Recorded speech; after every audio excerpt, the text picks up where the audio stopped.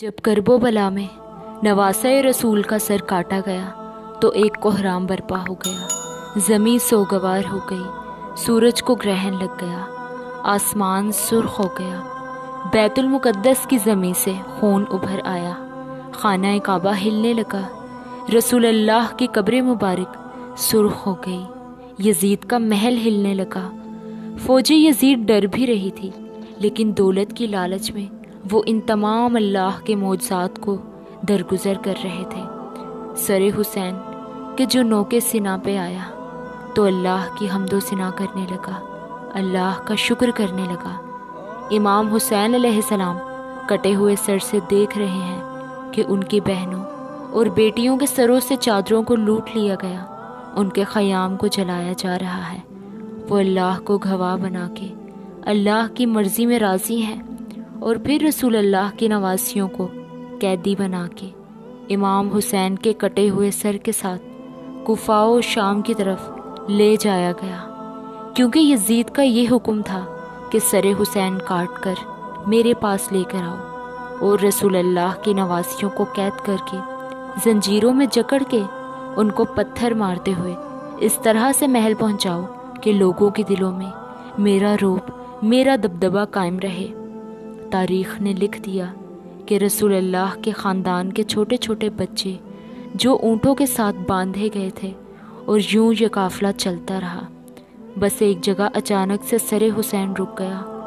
لوگوں نے کہا، بہت کوشش کی کہ امام حسین علیہ السلام کا سر آگے بڑھے، لیکن وہ نیزہ کہ جس پہ امام حسین کا سر سوار تھا وہ ایک جگہ قائم ہو گیا۔ شمر نے امام سجاد علیہ السلام سے پوچھا کہ تمہارے بابا کا سر آگے کیوں نہیں بڑھ رہا؟ امام سجاد علیہ السلام نے امام حسین کے سر کو دیکھا تو سر سے آواز آئی کہ اے بیٹا سجاد، میری سکینہ اونٹ سے گر گئی ہے، اس کو لے آؤ، اس کے بغیر یہ منزل ادھوری ہے۔ تاریخ نے لکھ دیا، جو رسول اللہ کے خاندان کے چھوٹے چھوٹے بچے اونٹوں کے ساتھ باندھے گئے تھے، ان میں جو بچہ گرتا تھا وہ اونٹوں اور گھوڑوں کے پاؤں میں پامال ہو کے شہید ہو جاتا تھا۔ آج بھی ان سادات کی قبریں کوفہ و شام کے راستوں میں بنی ہوئی ہیں۔ یہ قافلہ چل ہی رہا تھا کہ اتنے میں بارش ہو گئی۔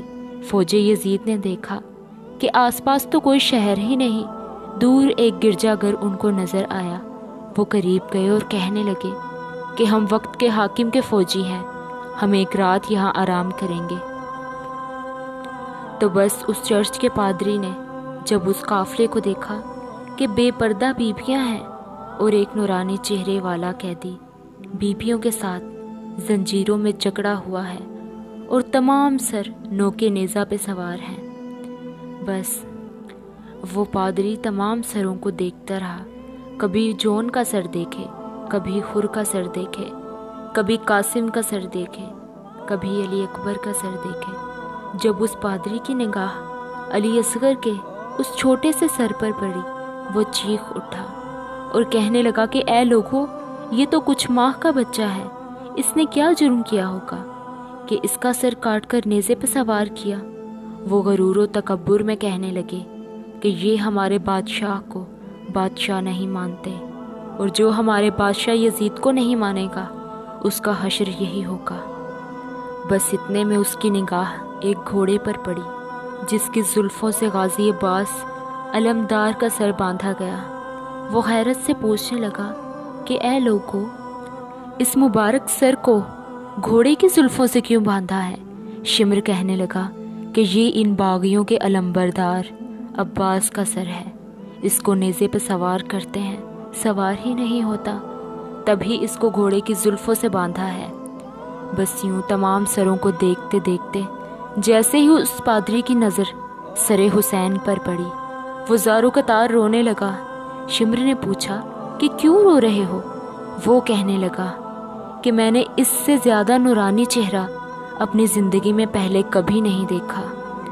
اس کے چہرے کا نور بتاتا ہے کہ یہ اللہ کے قریب ہے اور کسی پاک خاندان سے تعلق رکھتا ہے۔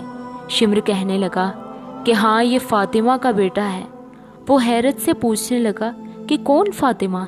شمر نے کہا کہ فاطمہ بنت محمد، وہ زمین پہ بیٹھ گیا اور چیخ کر کہنے لگا، محمد رسول اللہ۔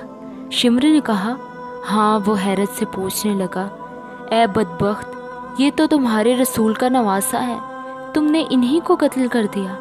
آج رات اگر رہنا چاہتے ہو تو ایک رات کے لیے اس سر کو مجھے دے دو، تم چاہے جتنا سونا لینا چاہو لے لو، ایک رات کے لیے اس حسین کا سر مجھے دے دو۔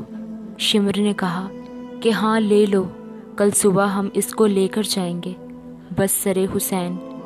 وہ جیسے ہی گرجا گھر لے کے گیا تو اس چہرے سے ایک نور ابھرنے لگا۔ وہ گھٹنوں پہ بیٹھ کے زاروں قطار رو ہی رہا تھا کہ اتنے میں اس کی نابینا بیٹی قریب آگے کہنے لگی کہ بابا، آپ رو کیوں رہے ہیں؟ اس پادری نے کہا کہ اس سر کی زیارت کرو بیٹا، یہ مقدس سر ہے۔ وہ نابینا بیٹی اس کی کہنے لگی کہ میں کیسے دیکھوں، میں تو آنکھوں سے اندھی ہوں۔ اس پادری نے کہا کہ اس مقدس سر کی زیارت کے لیے تم اللہ سے دعا مانگو، مجھے امید ہے کہ اس سر کے صدقے اللہ تمہیں آنکھیں عطا کر دے گا۔ بس وہ جیسے ہی اپنے ہاتھوں کو اٹھا کر اللہ سے دعا مانگنے لگی تو امام حسین کے چہرے سے نور ابھرنے لگا، اور وہ نور اس نابینا عورت کی آنکھوں میں ٹھہر گیا، اور یوں وہ دیکھنے لگی، خوش ہونے لگی۔ وہ بھی گھٹنوں پہ بیٹھ کے زاروں قطار رونے لگی اور اپنے بابا سے کہنے لگی کہ بابا، اس سر کے معجزے سے تو میری آنکھیں صحیح ہو گئی ہیں۔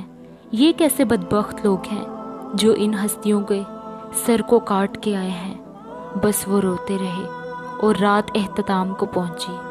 اس پادری نے بہت کوشش کی کہ سر حسین کو ان ظالموں کو واپس نہ کرے، لیکن فوج یزید نے ان پہ ظلم کر کے سر کو حاصل کیا اور رسول اللہ کے خاندان کو قید کر کے امام حسین کے سر کے ساتھ شام کی طرف روانہ ہو گئے۔